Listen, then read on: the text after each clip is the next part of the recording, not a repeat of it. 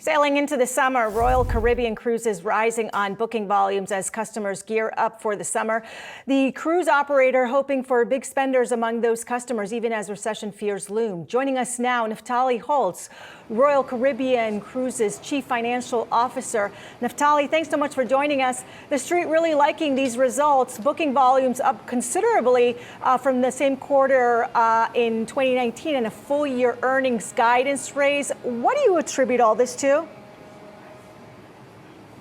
Yeah, first, great to be here again with you. As you said, we are very happy with the results that we announced today. We continue to see very strong demand for leisure travel and for our cruise experiences.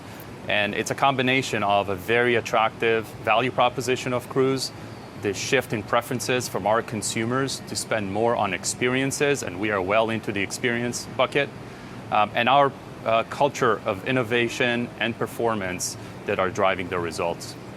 Can you give us a little bit more of a backdrop regarding the consumer that wants to spend on experiences? Because we've heard this over and over about consumers spending more on services perhaps than on goods. So give us a backdrop on what is that traveler like? Where does that travel? Are there some routes that the traveler prefers over others? Yeah, so we see a very broad range of excitement and demand across our products. We appeal to a very broad consumer base, and they seek everything, all the way from, this Oasis of the Class ship that I am on today from the Royal Caribbean International brand is going to cruise the Caribbean with a visit in our amazing private island, Perfect Day at Coco Cay. So it could be a short Caribbean itinerary, a longer vacation, or even a world cruise or a trip to Europe this summer. We have seen a very broad-based demand. The Caribbeans are especially very strong, and we see very, very strong demands for that, and that's a combination of what we are putting out there in terms of our experiences and products, the best ships, the best experiences, and the best destinations.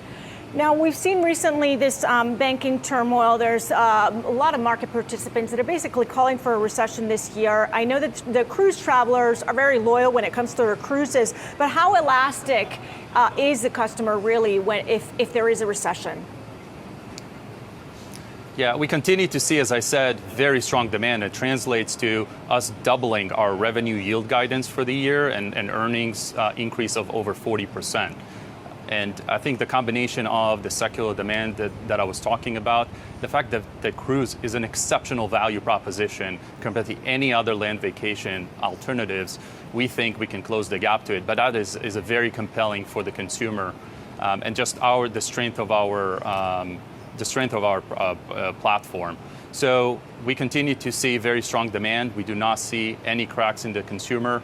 And we are very, very focused on making sure we deliver on that experience. And as we look forward, that is what we're seeing. And if you kind of look a little bit longer term, cruise has been exceptionally well, even in very different economic environment.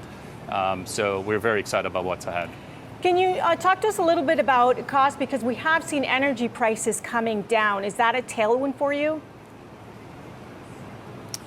Yes, of course, fuel prices are a big component of our cost base. We are very focused on making sure that we are optimizing our consumption of fuel. We do hedge some of the fuel rates, so we have 50% hedge for the year.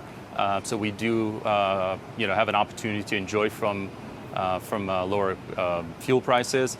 And our focus is on growing the revenue and growing margins, so controlling the costs and making sure that we expand margin. And talk to us a little bit about labor as well. Has it been difficult at all to get staff? Is it easier now? Because we have seen a little bit of a slowdown when it comes to the labor market, even though it's still tight.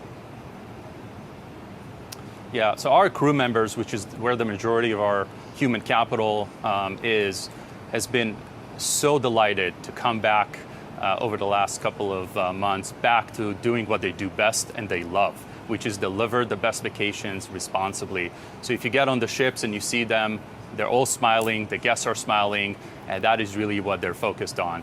So we didn't have any issues. We really had very strong demand to come back to those. We do see some more difficulty in our headquarters and shoreside, but this company is exceptional, and we see a lot of demand coming to work for us. And shares of Royal Caribbean are up almost 8% right now. Naftali Holtz, thanks so much for joining us, Royal Caribbean Cruises Chief Financial Officer.